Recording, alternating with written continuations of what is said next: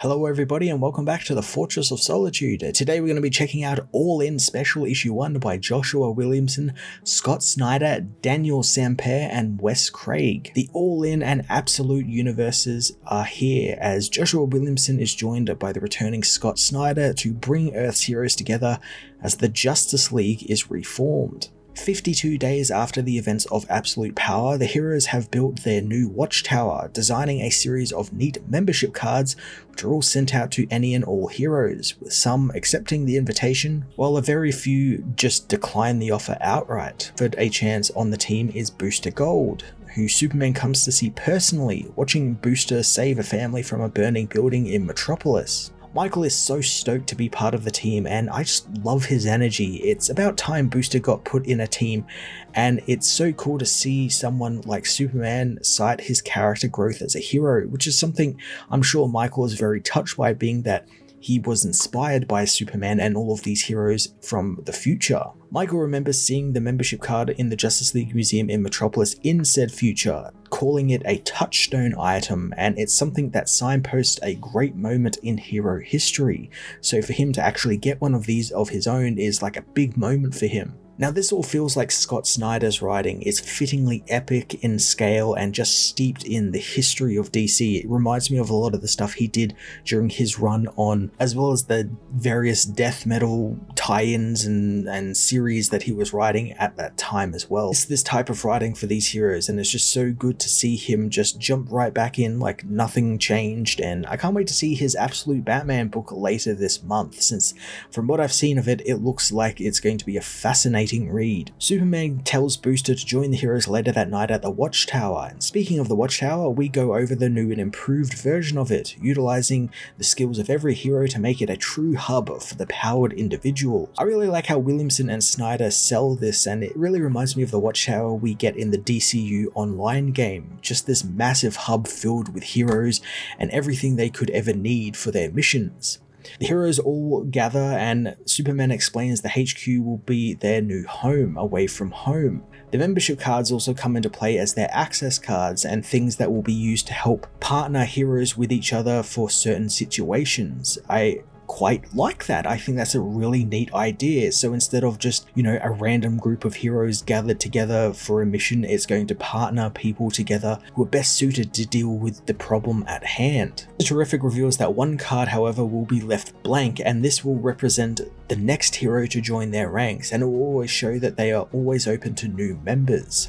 Again, I just love the scale and this new mythology that these writers are building with this new league here. It just gets me really hyped. It just has this great comic book feel to it. It's hard to really explain, but it just gets me so excited.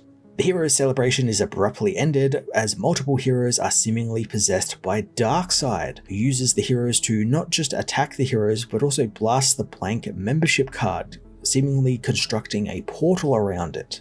Darkseid himself soon appears, however something's a little bit different this time, as not only is he missing a hand, which he's replaced with a giant battle axe, but he's also possessed by the Spectre, having bonded with the spirit of vengeance. This is a really cool new design for Darkseid and completely different from when we last saw him in that Batman tie-in, and we'll get to that a little bit later in this review and how that sort of ties into everything. But this new design by Daniel Sampere just rocks. It looks really damn cool. It's a simple redesign. It's just given him like a cloak and made the red in his suit a bit more obvious, but it just looks great.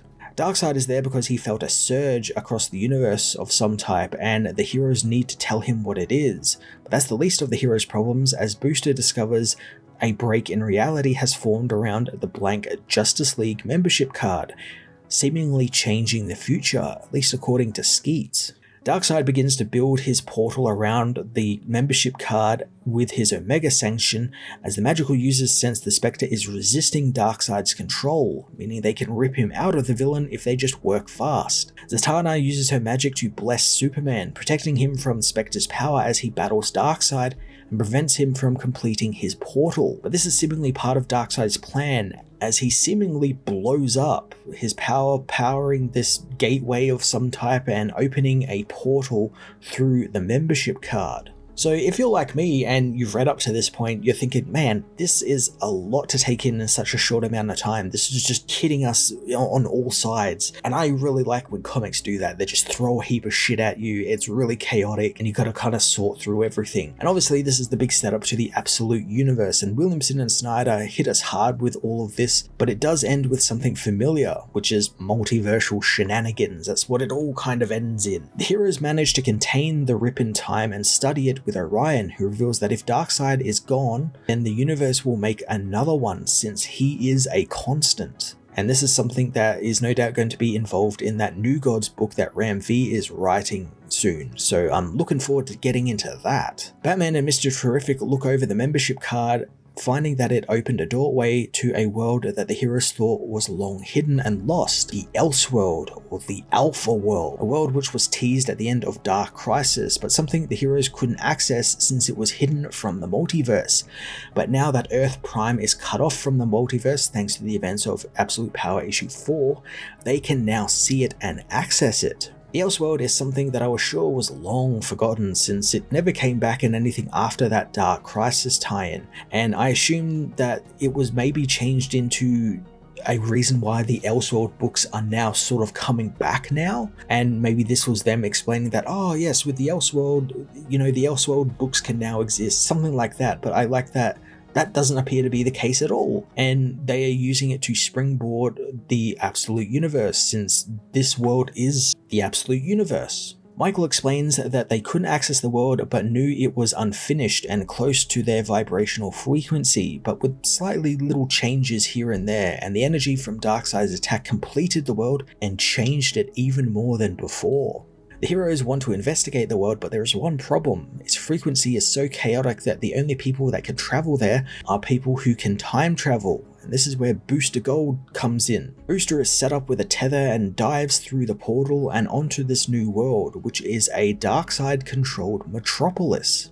The Justice League get to work to bring back Booster after his 10-minute window elapses, but Booster is confronted by Darkseid and his very own Legion of Doom, who aren't the Legion of Doom we know, but they are made up of members of the Legion of Superheroes, which is a really, really fun twist. The Legion of Heroes are now back, and they are all villains on this Absolute world, and that's so cool, and I hope we get to see them in, you know, the upcoming Absolute books, and maybe they are like the main villains of this universe. That would be so cool. It's such a creative difference than what we usually get with the Legion of Superheroes. So the issue doesn't actually end there, since if you have a physical copy, you just turn the issue over and you can read it from the opposite end, and you get a new story by Scott and Joshua about Darkseid, which mirrors the creation of the membership cards in the Justice League in the previous story. Only this time he's created a special machine, one that he has actually tried to create a couple of times before, and that is the Miracle Machine, the machine that once activated will grant its user one wish. Not only that, but it's powered by blood, hence why Darkseid cuts off his arm to feed the machine. The machine needs more blood, and luckily Calabac and the Ella Furies have arrived to show off their new army to Darkseid, hoping that he will lead it against the heroes of Earth now that they are weak thanks to the events of Absolute Power. Darkseid, however, doesn't want to do that and demands that they all leave him to his work, but they won't. So then he just kills Calabac, tossing him into the machine and bringing it online. I love this type of Darkseid, who is just so focused on his tasks that he just doesn't care for anything and anything happening around him. And he's so far beyond battling costumed heroes on Earth thanks to becoming a god. Things we saw across Williamson's Dawn of DC and culminated with Dark Crisis. Darkseid leaves Apokolips and fights his way through heaven and hell to look for the Spectre. And across both these realms, I really love how no one can determine why Darkseid is doing this. It's completely off script for him, and he has his place in the known universe, much like how people in heaven and hell do, and they just can't comprehend the idea that he is going off of that and doing his own thing and going against the very fabric of his nature. And I really like that. He actually managed to scare the denizens of hell and heaven, which is not something easily done, and I really like that. That's really built Darkseid up as this new take on the character. Like this is a new take we haven't really seen before, and it's actually given him a bit more characterization than what we usually get with the villain, where he just wants to, you know, take over the world or, take over the universe or something. But in this, he wants something more. He wants something more to his life, and he's realized that Darkseid isn't, and Darkseid needs to be more. Eventually, Darkseid meets Eclipso on the dark side of the moon, finding that he had captured the Spectre. Surprisingly, Eclipso almost kills Darkseid. However, this appears to be part of Darkseid's plan, having placed a mother box inside of the Dog Star, the brightest sun in the galaxy. And as the timer goes off, it opens a boom tube right on Eclipso, who is obliterated by the heat and light, leaving only the black diamond behind. Darkseid finds the prison Eclipso had and finds Jim Corrigan inside, whom he demands give him the Spectre, but the Quintessence soon appear to stop Darkseid from unsettling the universal balance. Now, I actually laughed out loud when these guys appeared because Darkseid has killed them all before, and I like that their opening gambit is saying that they could easily kill Darkseid if they wanted to, and the real purpose of the Quintessence is to just kind of be obliterated in events like this to set stakes, and that's exactly what happens here as Darkseid obliterates them with the Miracle Machine. And I wonder if Joshua Williamson just has something against the Quintessence because he killed them before in the Dawn of DC and the Justice League Frontier book. So I wonder if he's just got something against this group of people that he's killed them twice now.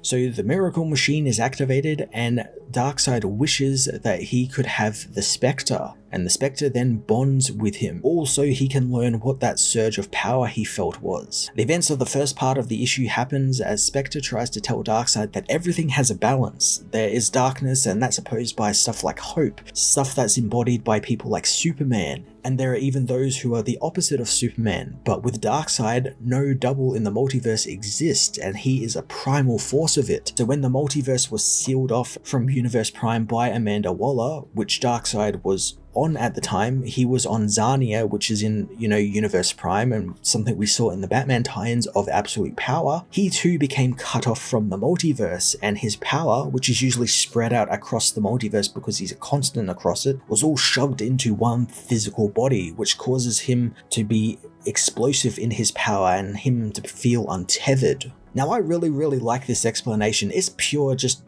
comic book waffling multiversal nonsense, but I love that sort of stuff in comic books. It's just always so fun. It's just so fun seeing these writers come up with creative stuff like that, and it really sells how important Darkseid is to the very fabric of the DCU. He's a constant in this universe.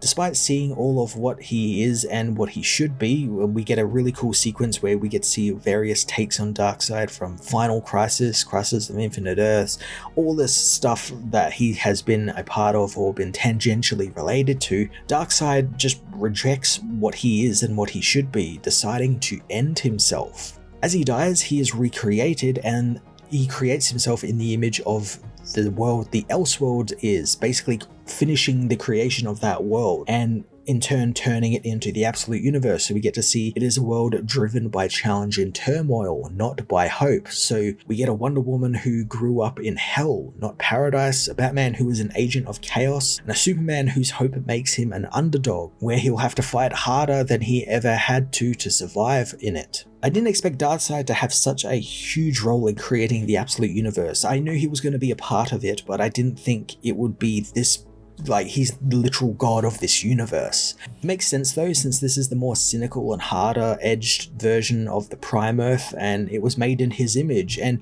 much like the recent Ultimate Universe, we are also given a bit of a time frame, as Darkseid vows he will return to a physical form eventually and then claim the world for himself, much like how the Maker in the Ultimate Universe will eventually return after a couple of months, and the heroes all have to sort of gather together to confront him. Now, I didn't expect it to actually go that way, and the comics do this every now and then where their stories overlap in some sort of way, and I guarantee you it's not intentional. Writers aren't, sneaking scripts from other writers and all that sort of stuff. It's completely unintentional. It happens every now and then.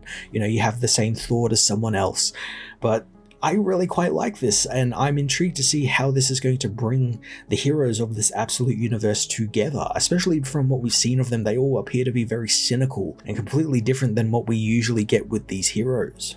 The book then kind of loops back on itself, and we see Booster Gold arrive on the world and meet with the Legion of Doom of this world, and it kind of brings everything full circle. All In Special Issue 1 was a hell of a big swing for DC. It did so much legwork in setting up the All In initiative and the Absolute Universe, which we actually see be birthed in a very cool way that returns Darkseid to the top of the villain food chain. I love how epic Joshua and Scott made the entire build-up to the Darkseid reveal feel, from the focus on the League reforming with the membership cards, to Darkseid's quest to find the Spectre and power the Miracle Machine.